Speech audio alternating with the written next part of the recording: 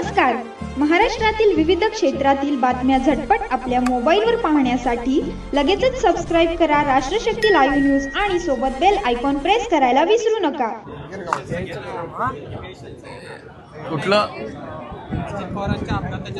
मी मागाशी तुम्हाला सांगितलं की सिव्हिल एव्हिएशन या विषयामध्ये 2 दिवसापूर्वी स्पष्ट स्वरूपात सिव्हिल एव्हिएशन मिनिस्ट्रीने DGCAने प्रसिद्धी पत्रक दिलंय.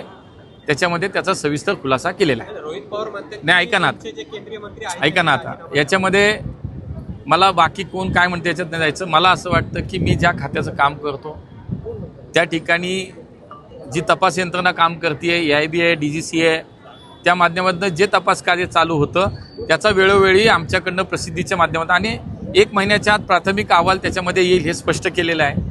आणि त्यामुळं त्या ठिकाणी ते जे दिलं आहे त्याच माध्यमातून आम्ही लोकांच्या समोर ते ठेवलेलं आहे.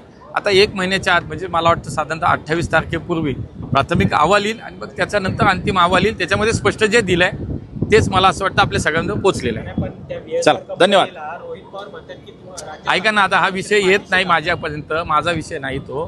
मी तुम्हाला काय सांगितलं की आमच्याकडनं जे चाललं आहे ते समोर दिलं आहे, प्रसिद्धी केली, त्याची प्रसिद्धीपत्रक काढलेलं आहे. मंत्रालयाने स्पष्ट केलेलं आहे की याच्यामध्ये जे काय आहे 1 महिन्यात प्राथमिक अहवाल येईल.